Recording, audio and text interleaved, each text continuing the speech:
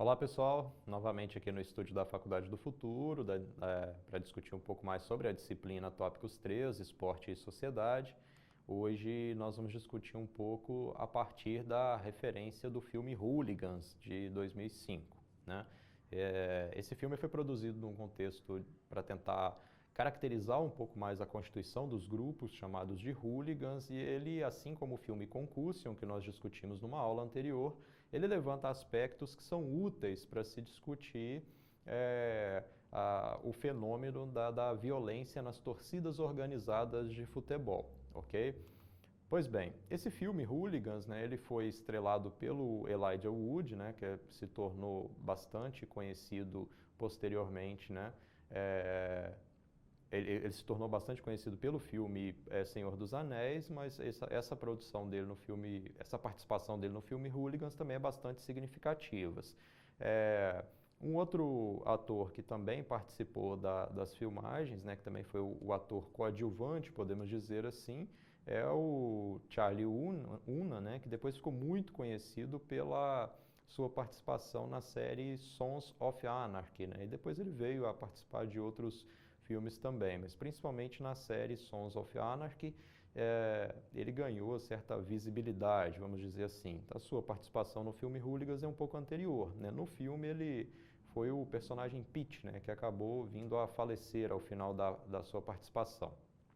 Bom, a primeira pergunta que é útil nós pensarmos a partir dessa produção cinematográfica é a ideia de por que a violência associada ao futebol. E dificilmente nós vemos a violência associada a outras modalidades esportivas, né? Por que essa violência veio se constituir em torno do futebol, né? Nesse sentido, é possível estabelecer que o esporte, principalmente o futebol, ele aparece apenas como um pano de fundo, né, para o comportamento violento. Então, esse comportamento violento, certamente ele se manifestaria em outros momentos da sociedade, em outras dimensões da vida social, né, e se manifesta muitas vezes. No entanto, no futebol se criou uma associação ideal entre os elementos que caracterizam o comportamento violento. Então, ele acabou se manifestando nessa modalidade esportiva muito mais do que em outros esportes ou outras modalidades esportivas, né? A primeira pergunta a ser respondida nesse sentido é caracterizar, né, o que são os hooligans, né? Quando é que esse termo foi criado e como é que ele foi criado e para que ele serve, né? O termo hooligan, né, ele passou a ser associado ao comportamento vândalo, né, o comportamento desregrado. A ideia do vândalo, né, foi identificado principalmente pela mídia jornalística inglesa, e aí no momento que os jornalistas identificam esse sujeito, né, de comportamento desregrado, que não respeita as regras sociais e que tem esse comportamento associado ao vandalismo, a quebrar o patrimônio público, a enfrentar a força policial, a causar tumulto, né, cria-se uma certa distanciamento, ou seja, até um atrito, aversão entre os chamados hooligans e os próprios jornalistas, né? Então, o jornalista passou a ser visto como aquele sujeito que difama os torcedores, né? E, ao mesmo tempo, esse sujeito também, ele passa a ser um sujeito identificado como alguém que tem aversão à força policial, né? Como a força repressora, né, do poder público. Quem são os hooligans, né? Então, de maneira geral, o comportamento violento no futebol, isso de maneira geral, existem exceções, mas de maneira geral, esse comportamento está associado a uma juventude masculina, né? A ideia de que principalmente o homem jovem é que adota esse tipo de comportamento. Dificilmente vai se ver mulheres enquanto torcedoras, né, enquanto coadjuvantes do espetáculo esportivo, envolvidas em comportamentos violentos, né, principalmente na forma de torcidas organizadas ou, neste caso, de hooligans. É possível identificar que na prática esportiva, vez ou outra, uma mulher ou outra vai também ter comportamentos violentos, assim como o homem, né?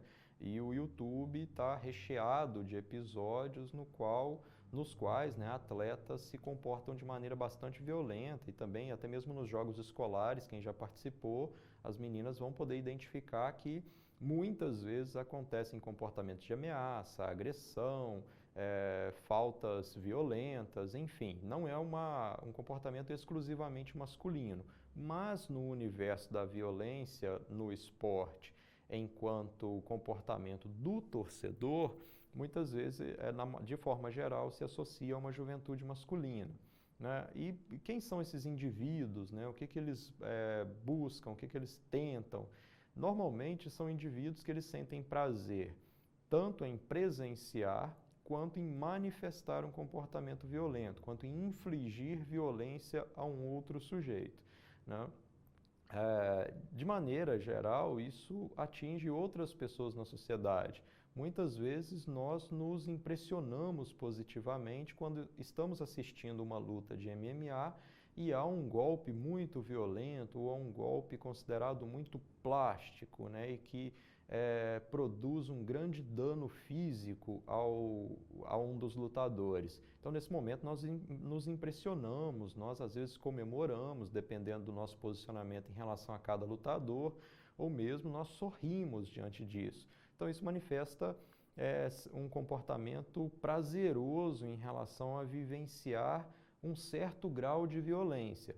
Evidente que que neste caso nós manifestamos esse comportamento prazeroso numa situação bastante controlada e isolada, onde os dois lutadores estão sendo cuidados, né? Eles têm todo um conjunto de regras para protegê-los. Não quer dizer que se nós víssemos esse mesmo comportamento sendo manifestado na rua, entre dois cidadãos, entre um homem e uma mulher, entre uma mulher e um homem, nós nos posicionaríamos da mesma forma. Então, isso sugere que há um limite, né, para algumas pessoas no que diz respeito ao prazer em presenciar certos atos considerados violentos. Né? Isso também pode ser explicado a partir do nosso gosto pelos chamados filmes de ação. Né? Então, nós gostamos muito dos filmes de ação, mas é evidente que nós temos, né, alguma consciência de que aquilo que está no filme é uma produção fictícia, né? É uma ficção. E por isso não há um grande problema moral em sentirmos prazer em presenciar um filme de ação. Além disso, pessoal, os grupos, né, que eles se identificam dentro dessa perspectiva de torcida organizada e hooliganismo, eles normalmente extrapolam a identificação com o próprio clube. Né? Então, há tanto uma identificação com o clube, como também uma noção de territorialidade. Neste caso, a noção de território ela está fortemente ligada tanto à localização do clube, né, principalmente na Inglaterra, onde os clubes ocupam muito uma noção de bairro ou uma noção territorial dentro daquele país. Então, determinados clubes estão localizados mais ao norte, outros clubes mais ao sul, né? E isso acontece dentro da mesma cidade. No caso de Londres, por exemplo, que é retratado no filme, né? Então, o West Ham, que é retratado no filme, estão mais ao sul de Londres e, por isso, quando se deparam com sujeitos, torcedores, que estão localizados mais ao norte de Londres, há atritos, no sentido de que um está invadindo o território do outro. Esse território também ele pode ser compreendido numa perspectiva simbólica de ocupação de espaço e de construção de uma reputação em torno das ações, dos comportamentos ou dos feitos, né, exercidos por esses membros das torcidas organizadas, ou chamados hooligans. Né?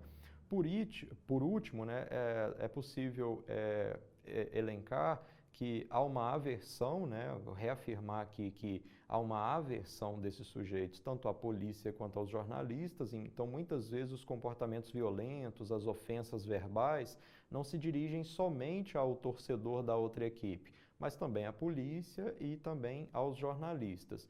E, por último, muitas vezes esses comportamentos se associam a um certo comportamento intolerante, porque não tolera-se o outro.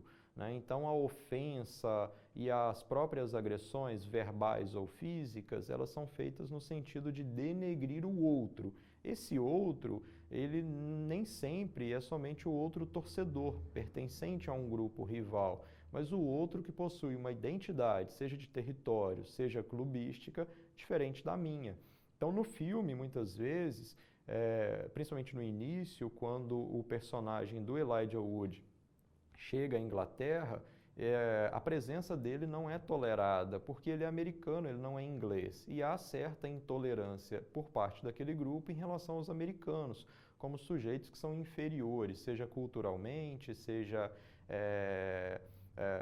outros aspectos, né, socialmente falando, em relação aos ingleses, né? Como sabe-se, né, os Estados Unidos foram colônia da Inglaterra e por isso ainda paira no imaginário de determinados grupos que o americano é inferior ao inglês, no sentido antropológico ou no sentido cultural da palavra.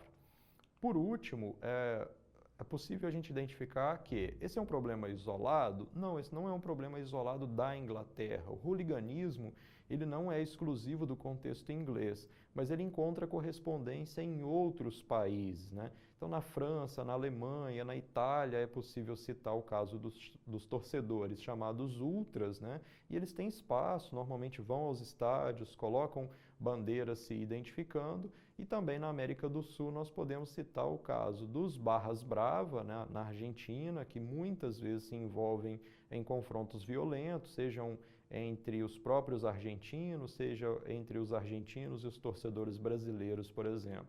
E no Brasil também nós podemos citar a presença das chamadas torcidas organizadas, né, cada uma com a sua identificação. E aqui no Brasil também esse problema tem gerado certa preocupação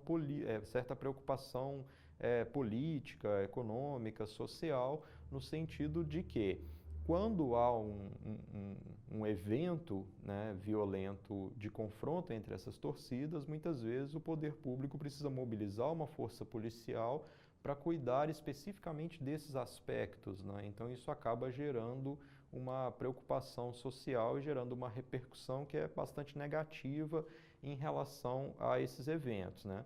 Na próxima aula nós vamos discutir um pouco mais da característica das torcidas organizadas, especificamente do contexto brasileiro. Então, pessoal, até lá, nos vemos na próxima aula.